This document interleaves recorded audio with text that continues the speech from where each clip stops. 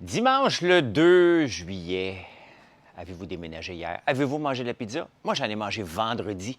Je vais être obligé de le dire, c'est la meilleure pizza au monde. Elle se fait à Saint-André-Avelin. Que vous me croyez ou non, j'ai le droit, Saint-André-Avelin, qui est un village juste à côté d'ici.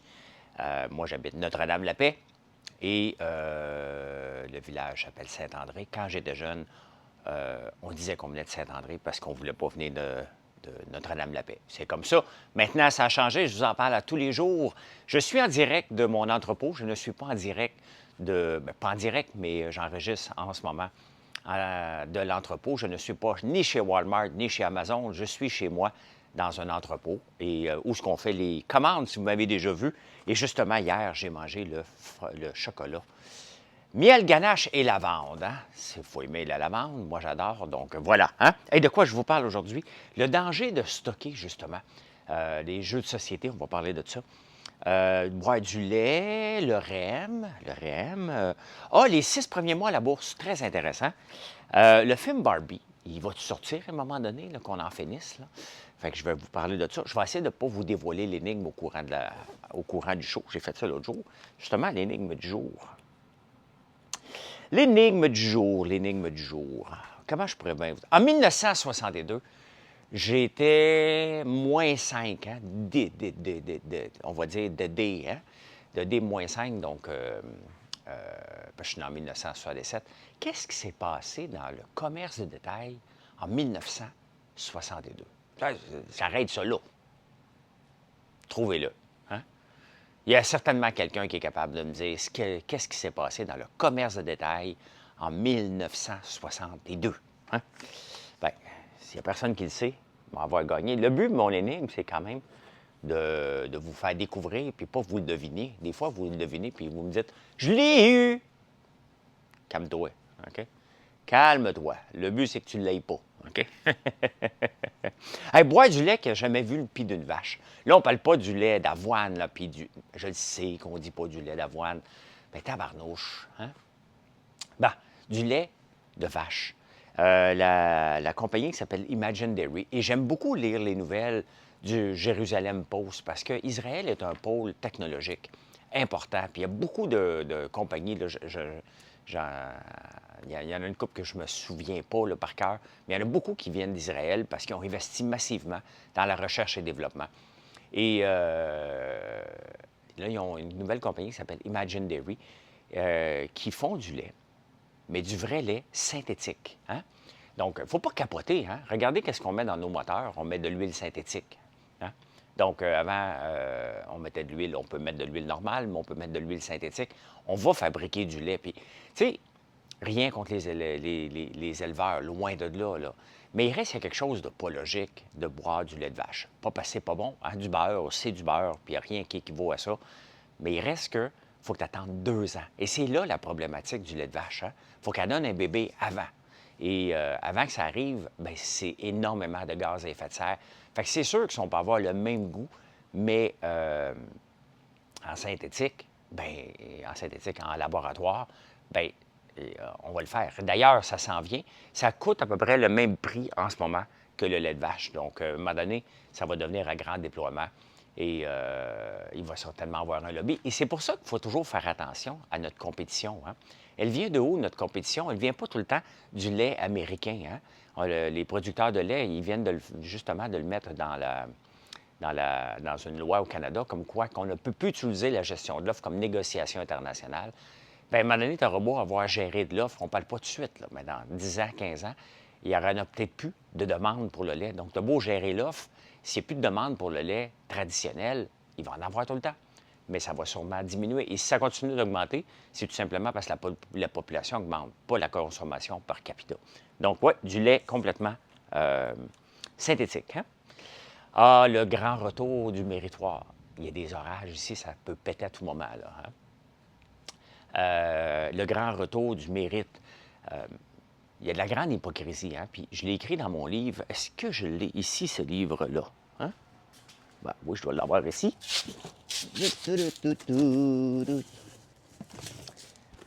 Hein? Dans le livre Qu'est-ce que j'en pense? Écrit en 2016, et les sujets sont encore tout le temps d'actualité. Hein? La dette nationale, les syndicats, réduire ses dépenses d'épicerie. La parité homme-femme, non quota, oui à la compétence. Donc, j'écrivais ça en 2016 à la page 115. Hein? Donc, la page 115 de Qu'est-ce que j'en pense? Par rapport à la discrimination positive. Hein? Et bien là, il y a un juge qui est aux États-Unis, 6 juges sur 9 qui ont dit non, ça, pour les universités, donc ça va faire boule de neige. Et là, la plupart des journaux dans le monde ont pris le relais et dit ah oui, mais c'était pas correct, c'était hypocrite. C'est sûr que c'était hypocrite. Hein? C'était facile de choisir les gens, plus au mérite, plus à la compétence, juste parce qu'ils appartenaient à une classe défavorisée. Et c'est sûr que c'est un problème. Hein? C'est un problème, mais on a essayé de régler un problème en créant un autre, parce que c'est ça, là. C'est ça. Moi, puis vous, là, si vous arrivez pour appliquer quelque part, puis on vous refuse la job simplement parce que vous êtes un homme blanc, parce que vous êtes une femme en santé, parce que vous êtes une femme qui n'a jamais eu d'enfant, parce que vous êtes une femme parce qu'il y a eu des enfants, parce que vous avez un handicap, parce que vous n'avez pas d'handicap. On le voit là, que ça n'a pas de bon sens. On étudie pour avoir le meilleur poste possible et on arrive à un moment donné sur le marché du travail à dire ah, bien, finalement, toi, non, on ne veut pas. Donc, dans la plupart des journaux à travers le monde parlent de cette décision-là américaine, mais qui va faire boule de neige partout pour dire OK, parfois, on est allé trop loin. Maintenant, c'est quoi la solution? Personne ne la connaît. C'était facile. Hein? Quand tu n'as pas de solution, tu mets une loi, tout simplement. Donc, regardez les journaux. Hein? On va faire un lien du champ gauche avec les journaux. Ils ne trouvaient pas de solution pour leur baisse de revenus. Ils sont allés voir le gouvernement. Mettez-moi un projet de loi, le projet de loi C-18, pour forcer Meta et Google à nous payer, hein, parce que c'est nous autres qui est responsable de leur succès. Et là, Google puis Meta ont fait comme, c'est quoi? Non. Il y a quelque chose d'illogique complètement avec ça, parce qu'à la fin, tu dois trouver des solutions. Comment tu joues le jeu? Parce que les jeux évoluent, hein, puis les journaux, eux autres, ils vivent dans le passé, tout simplement, constamment. Ils ne se sont pas adaptés aux jeux que les grands ont demandé. Regardez Google, hein. Il y a quelqu'un qui vient de m'envoyer sa progression. Parce que je le dis, je travaille à tous les jours, sans exception. 80 de mon travail maintenant est basé sur regarder les statistiques de Google vers mon site, de Bing vers mon site, de Facebook, et comment je peux sortir. Bien entendu, il faut que je fasse des TikTok aussi. Comment je peux être plus performant. Et il y a un gars qui m'a montré ses statistiques. Bien, il a appliqué ce que je lui ai dit que je faisais, non, pas en détail. Et il m'a montré ses statistiques, comment ça augmente beaucoup. Bien, c'est ça que les journaux doivent faire. Comment écrire des articles qui plaisent aux gens, tout simplement, et comment les engins de recherche peuvent les indexer. Bien, c'est ce qu'on n'a pas fait, et on est allé dans la facilité. Et là, la facilité vient de leur péter d'en face, puis là, ils se plaignent encore. Quand tu passes ta vie à te plaindre, tu ne peux pas t'améliorer. Hein? Tu ne peux pas t'améliorer parce que tu vas toujours aller voir. Puis il y a des journaux qui ont du succès. Hein? Le New York Times en a du succès parce qu'ils font des articles intéressants, parce que l'abonnement coûte pas cher, 99 cents par mois ou par semaine.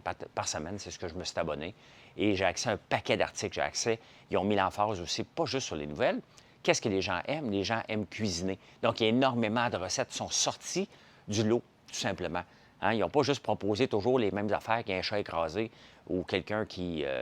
des niaiseries. Parce que c'est ça que le Journal de Montréal fait. Là. À un moment donné, il y a quelques bonnes nouvelles, mais entre ça, ils remplissent du blanc, alors que le New York Times, ce qu'ils font, bien, ils nous donnent ce qu'on aime. Et d'ailleurs, les recettes sont très recherchées.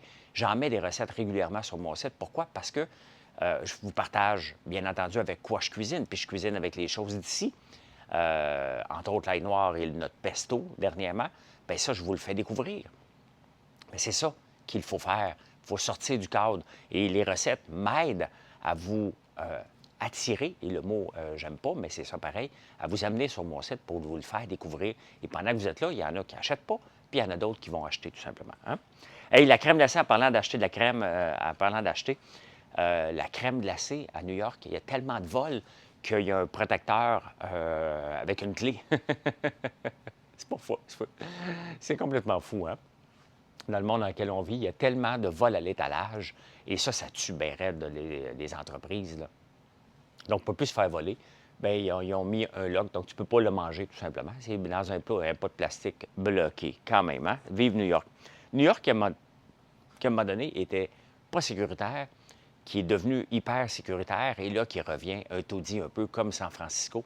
Et d'ailleurs, New York a perdu, depuis le début de la pandémie, 25 milliards de revenus qui se sont déplacés vers la Floride, entre autres, qui a augmenté de 39 milliards ses revenus et 11 milliards seulement à Palm Beach. Moi qui rêvais d'avoir une maison éventuellement, un condo dans le sud, avec le prix de l'augmentation des prix. D'ailleurs, c'est même plus achetable. Hein? Même loué, les gens vont mettre jusqu'à 90 de leurs revenus dans la location d'un appartement là-bas. Donc, c'est complètement fou. Hein? Complètement fou. Hey, j'ai parlé longtemps, mais c'est dimanche. Donc, pas grave. Hein? Hey, au Québec, le REM, hein? Si on parle de quelque chose, tu sais, avant de déployer le REM de l'Est, OK, il va falloir regarder le REM actuel, qui n'est pas encore en service, qui fait énormément de vacarme dans Griffintown. Hein? C'est sûr, c'était dehors, c'est un train. Qu'on l'appelle ce qu'on veut, c'est un train, OK? Métal sur métal. Ça fait du bruit. Il n'y a rien à faire, c'est pas du caoutchouc, c'est du métal. Donc, on n'a pas encore réglé ce problème-là. Regardez le REM, hein? C'est quelque chose d'illogique. Hein? J'en parlais avec quelqu'un hier, pour ne pas la nommer, ma blonde. Puis elle ne suit pas les détails comme moi, là. Mais le REM ne se rend pas à l'aéroport. Elle dit, bien voyons donc, ça n'a pas de bon sens. Ça n'a pas de bon sens. C'est la base de tout, c'est qu'on peut se rendre à l'aéroport en train. Ben non, on arrête à 700 mètres du train. Il devrait y avoir une station de REM dans l'aéroport. Ben non, on est trop morons ici au Québec. En même temps, ça fait du bruit. Et regardez, en plus de ça, pour mettre le REM en service, ils ont été obligés d'arrêter le train de deux montagnes. Les gens prenaient le train de deux montagnes pour venir au centre-ville.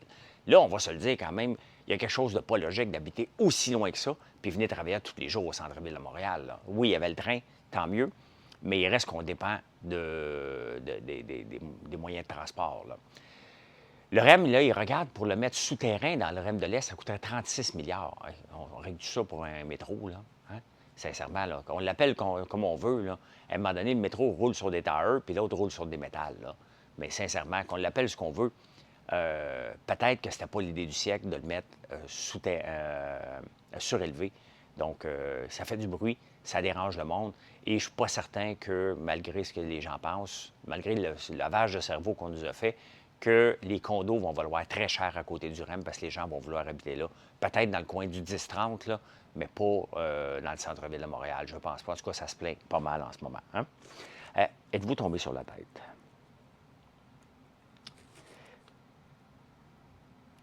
Vous tombez sur la tête. Le danger de stocker. Hein? La pandémie nous a amené une euphorie et un changement de consommation. Hein? J'en fais partie. Moi aussi, j'étais parti en fou à un moment donné. C'est-à-dire, je vais vous sortir sans savon, sans fragrance. Et je regarde en haut de moi, là, c'est tout du stockage de boîtes. Là. C'est intense. À un moment donné, j'ai fait comme, wow, OK, m'a croulé sur l'inventaire. Parce qu'il faut que je vous convainque, je suis toujours en route vers 1000 savons par jour. Je ne l'ai pas encore atteint. Puis je vous l'ai dit, 1000 savons par jour représente à peu près 1 du marché canadien. Je m'en vais vers là. Mais c'est long. C'est très long. Et je sais que c'est un chemin qui va me prendre 5 ans, 7 ans avant que je sois capable de produire 400 000 savons par jour, par année. Je veux ça, mais ça va prendre combien de temps? Il y a d'autres personnes qui veulent, il y a d'autres fabricants de savon qui arrivent. Les fabricants de savon actuels ne laissent pas leur place. Donc, c'est une bataille, là. Hein? C'est pas parce que je n'ai pas le chemin libre pour me rendre là, loin de là. Mon son fonctionne toujours? Oui, parfait. Voilà, le danger de stocker. Pendant la pandémie, on s'est mis à jouer à des jeux de société. Hein? Puis on a joué, puis ah ouais, le Monopoly, puis pas de stress, on ne travaille pas demain, puis on ne travaille pas après-demain, puis ni l'autre d'après. La seule chose qu'on doit faire, c'est d'écouter le point de presse de Legault et d'Arruda. Fait que là, on s'est mis à jouer, à faire des casse-têtes. On ne savait plus quoi faire. Fait qu'à un moment donné, on a stocké. Des entreprises en ligne, comme la mienne, qui a vu une explosion de commandes, hein, et les gens sont partis en peur. Il y en a qui sont disparus. Moi, j'ai continué. Je me suis adapté. C'est sûr que si tout l'effort que je mets actuellement, je n'avais pas à le mettre dans le temps de la pandémie. Les commandes rentraient facilement. Le marché était facile. Hein? Mais dans un marché facile, les gens pensent que ça va être éternel. Ce n'est pas le cas. Et là, les jeux de société, les gens sont partis en fou. Il y a de nouvelles compagnies, il y a de nouveaux jeux qui sont sortis. Mais là, ils sont prêts avec du stock. Et souvent, lorsque vous allez voir des grands rabais ou des ventes d'entrepôt, dites-vous que ce n'est pas une faveur qu'ils vous fait. Vous leur faites une faveur, et tant mieux, vous allez payer moins cher, mais c'est tout simplement parce qu'il y a des invendus. C'est juste ça. C'est des invendus qu'ils ont parce qu'ils ont trop de stock. Et vous voyez que je ne fais jamais presque ça. Bien, de toute façon, je suis dans l'alimentaire. J'ai peu de choses que je peux réduire les prix parce que mes prix sont relativement bas, considérant le shipping et tout ce que je dois faire. Mais même à ça, ils ne sont pas chers pareil, même si j'inclus le shipping. Donc, ben voilà, hein, le danger. Toujours faire attention. Quand ça va bien, hein, de ne pas être euphorique. Quand ça va mal, de ne pas être découragé. C'est ça, réussir en affaires, pour être capable de persister dans le temps. Je ne le sais pas encore. Hein. Moi, elle a 5 ans, mon entreprise. J'espère qu'elle va être là encore dans 10 ans. Mais ça dépend de toutes les décisions qu'on va prendre au cours de chaque jour. Chaque décision en amène une autre qui peut faire qu'on s'en va dans le trou ou qu'on s'en va vers le meilleur. J'espère que je m'en vais vers le meilleur, mais il faut toujours faire attention. Et la gestion des inventaires est critique dans les entreprises et on le vit, les gens qui ont des jeux de société en ce moment le vivent de plein fouet, de plein fouet. Et finance, dans les finances. 12 décembre 1980, Apple voyait le jour à la bourse. Vendredi, Apple a clôturé en haut de 3 000 milliards. Hein? Donc, c'est énormément d'argent. C'est la première compagnie au monde à valoir autant. C'est énorme. Hein? Écoute, c'est l'équivalent de Meta, donc Facebook, mis avec Tesla, mis avec Walmart. C'est énorme, la valorisation d'Apple. Mais regardez, je vous parle d'Apple. J'écoute des films sur mon iPad. Il y a Apple Car, il y a le casque virtuel. Moi, je capote. Hein? Je capote d'avoir le masque virtuel. Imaginez-vous, je suis ici en train de faire des commandes et je vais pouvoir vous parler en même temps. Le rêve, hein? Le rêve, c'est pas un rêve, là, mais je trouve que j'aime la technologie. Et donc, j'aime ça, les nouvelles technologies, tout simplement, les nouveaux bébés. Je m'attends vite, mais j'aime ça pareil. Hein? 12 décembre 1980, Apple voyait le jour à la bourse. Si tu avais acheté une action à ce moment-là et tu l'as encore aujourd'hui, ça vaut 30 000 $ de plus. 30 000 fois. Hein, c'est énorme. C'est énorme. 30 000 fois. C'est pas de la petite bière, là. On aimerait tous ça, avoir des stocks comme ça. Malheureusement, on a tendance à les vendre. Et c'est pour ça que des fois, bien, attention, hein, Apple a frôlé la faillite aussi. Ça a descendu. Mais si hein, tu avais acheté à ce moment-là, tu le maintiens, bien, tu arrêtes en business. Et c'est pour ça que je reviens encore avec des achats mensuels. Hein? Peu importe ce qu'on achète, au lieu d'acheter d'un coup, tu n'achètes un peu sur une longue période, mensuellement. Hein? Tu te casses pas la tête. Des fonds, hein? Je regardais dans mes placements gérés par la banque, j'ai mes propres placements, puis il y a d'autres placements, bien, il avait investi aussi dans un fonds juste parce qu'il y avait de l'argent de disponible à un moment donné. Puis là, bien, il n'est plus question qu'on sorte de là. C'est un fonds technologique. Il a super bien été. Fait que oui, 3 000 milliards. Hein? L'inflation, la bourse, pourquoi elle a super bien été justement la semaine passée, c'est que l'inflation, elle commence à être sous contrôle. Et ça, c'est une bonne nouvelle pour les taux d'intérêt. Ça ne veut pas dire que nos taux d'intérêt vont diminuer. Ça veut dire que les taux d'intérêt vont peut-être augmenter un peu, mais on approche peut-être vers la fin de la courbe. Parce que si l'inflation continue, les taux d'intérêt vont monter à l'infini. Il n'y a pas de secret, là. Ça va être ça. Donc, puis c'est déjà monté très élevé. Fait que là, l'inflation aux États-Unis est passée de 4,4 à 3,8. C'est énorme comme baisse. Hein? Bien ça donne un break à la bourse en disant, OK, parfait, ça peut aller mieux parce que les ventes sont là et l'inflation sous contrôle. Si les ventes ne sont pas là, la bourse va tomber. Hein? Mais ce n'est pas le cas. Et tant mieux parce que la bourse a fait quand même du surplace un peu depuis un an. Et bien, même vous autres, vous dépendez de la bourse. Tout le monde dépend de la bourse par l'entremise de son fonds de retraite ou peu importe. Hein? Donc, c'est une bonne nouvelle que l'inflation soit enfin sous contrôle. Elle n'a pas gagné la bataille, ils veulent 2 on est à 3,8 donc on est techniquement 100 en haut de leur objectif, tout simplement. Hein? Les 6 premiers mois, on vient de terminer les 6 premiers mois à la bourse. Et, tu sais, ça me fait rire, je vous parle beaucoup de la bourse, puis il y a quelqu'un sur Twitter cette semaine qui me dit hey, « Tu connais rien, toi, en économie. » Je fais ça parler de ça. Ben, c'est correct, t'es un imbécile. T'es un imbécile. Les 6 premiers mois de la bourse, hein, ça a été quoi le sujet de l'heure? Définitivement, l'intelligence artificielle avec NVIDIA, entre autres, mais c'est ça. Hein? La bourse a eu une grande progression des titres technologiques comme Facebook. Tout le monde, NVIDIA, toutes les compagnies qui jouent autour de l'intelligence artificielle ont eu une énorme progression. Donc, il y a eu ça. Il y a eu les marchés boursiers, les marchés des banques, hein, qu'eux ont mangé une volée. Il y a eu 3 banques qui ont fait faillite. Crédit Suisse aussi. Mais ça, c'est normal. L'augmentation des taux, ils ont été frappés par ça, eux aussi. Donc, ça a fragilisé les banques. Les banques qui avaient été trop gourmandes, il pleut en tabarnouche. On l'entend tomber, là. Donc, c'était les 6 premiers mois. Le retour du Japon, hein, merci à Warren Buffett qui a fait que le Japon revient de ses cendres après 30 ans à peu près, avoir souffert. Bien là, le Japon est de retour en force. Donc, c'est intéressant. Tous les parfums, toutes les marques en France, 14 surtout dominées par Louis Vuitton, Kering et toutes les...